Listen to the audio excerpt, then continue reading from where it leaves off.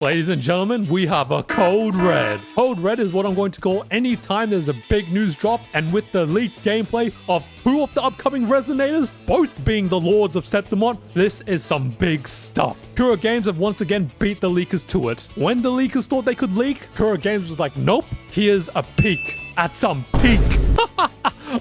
Gosh, I'm so funny. And I'm also very excited. Now, I suspect in this leak, we'll see both Augusta and Iuno, because that's 1 minute of footage, 30 seconds for each, and this is just meant to be a preview. So it makes sense that these two will be featured in here. But I guess if I want to try and drag this video out, how about we first analyze their key arts?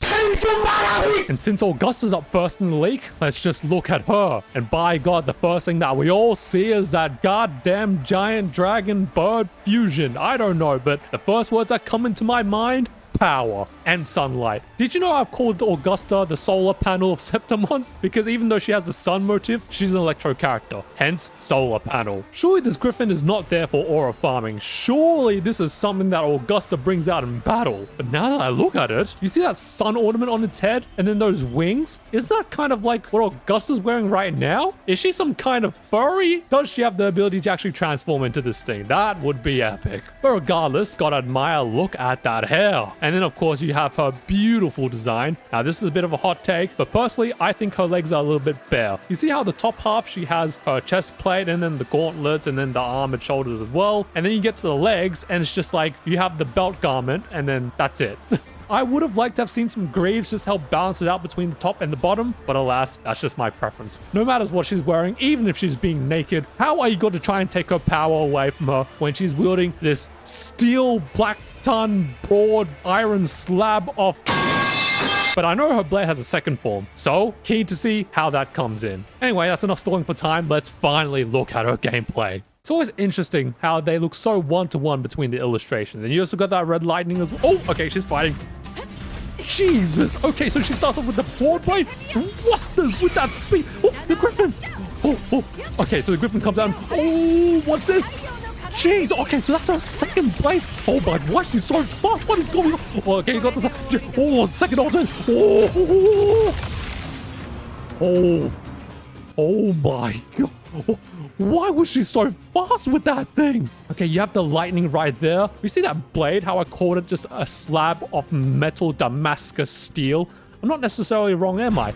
But then you got the interesting thing of how the shrapnel of those blades come off as she brings that sword down. So, with that electro motif and me calling her solar panel, that's why I'm suspecting her forte is magnetism. Back when she first dropped all those months ago, and then you saw it in that accessories trailer when it featured Augusta's weapon, I was just like, those metal pieces, they don't look branded onto the blade. It looks like they're attached onto it via another force. And that force, as we can see, is most likely magnetism. So yeah, boy was right. Okay. Oh my gosh. Look how ferocious she is with that thing. And the shrapnels come off. Oh, and they form into blades as well. Maybe this is like, oh wow, look at that. She's even got the blade in her thin form as well. Maybe, and I remember reading the comments about this, her blade is like the symbol of Septimont's strength, like the total army. Its military might is embodied in her. And that makes sense. She is the Ephor. She is the Lord. And as Septimont's Lord, she has to be great at battle. Of course, her battle motif and style has to be incorporating the entirety of Septimont's army. And then look at the griffin. Okay, so she doesn't necessarily transform into a griffin, but she's got a pet by her side. 2 for the price of 1. I think it's a good deal to pull for Augusta. And she also has 2 ultimates as well. What's going on? Power of the sun. Praise the sun. Oh wait, actually, can we get a closer look at that? Oh, okay, so it's kind of tiny. But what's interesting about its color palette is it reminds me of Arsenosa. Anyway. Oh my gosh, look at that close-up, baby. Oh, the black light. Oh, look at that. Okay, now it's in its thin form. The transition from thick blade to thin blade. Gosh, now I'm starting to think, is Augusta just European Geshu Lin? Because if you remember, Geshu Lin, he had that big broadsword as well. But then in the ending cutscene, which showcased the battle beneath the crescent, the fires of the blade vanished, and then it showed a very thin blade at the end. So, like, are they the same kind of thing going on here? Oh, jeez. And then wait, just look how long that blade is, by the way. God damn. And look, she is, what is it, cutting into reality or something? Jesus, look how fast she is with that thing. Do you know what this reminds me of? What's his name? From Genshin. I know it's blasphemy to be bringing Genshin into the topic right now, but Alto, his ultimate, because like when she's fighting, you see how she's like got after images every time she makes a slash. And look at the length of those slashes. She might as well just cut the world in half. And they say Cardathea had a long blade. Nope. Augusta's your competition now. And look at that sun motif as well. So you're telling me this girl, when she activates her Res's liberation, the world changes for her as well? God damn, she really is the queen. The world is yours, my lady. Oh, look at that. Second ultimate as well. And it makes sense. She is Septimon's lord for a reason. Oh my gosh. Oh, and you see how they changed the screen resolution? God damn. Oh my god damn. I keep wanting to replay that because it's so cool. Oh, look at him. It's like Virgil, like European Virgil. And like, you know how they have those mini games with that echo whereby if you hold the attack button and then you release its slashes and it's like a freaking judgment cut? Of course Augusta has to have something like that. And then there we have, what is it? The blades, the Veil of Glory, just scattered in the battlefield.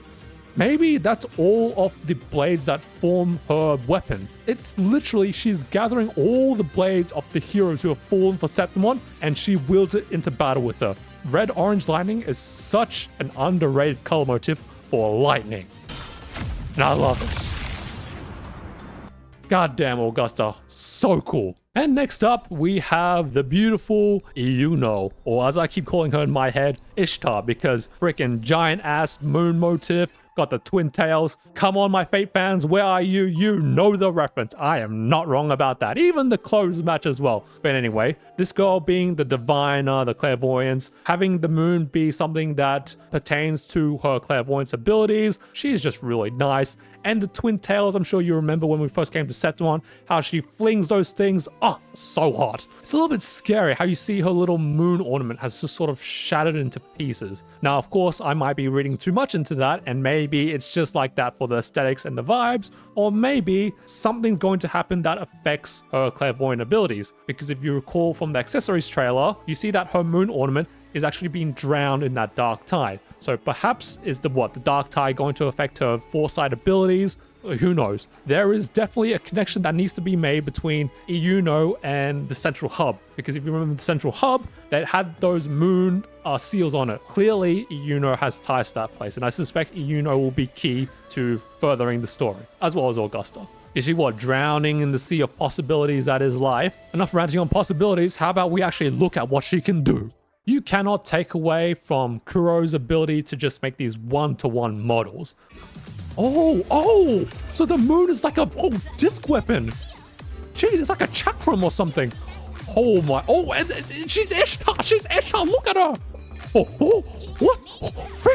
And she used it. Oh my, okay, I lost my words after 10 seconds into a feature? Okay, let's analyze this. So yeah, as we can see here, that moon object in her illustration, that wasn't a table. I thought it was like some kind of table, but no, that's like a literal discus weapon. Some giant chakram. And then that chakram turns into a goddamn spaceship. I'm telling you right now, the WuWa devs, there are some Fate Go players in there.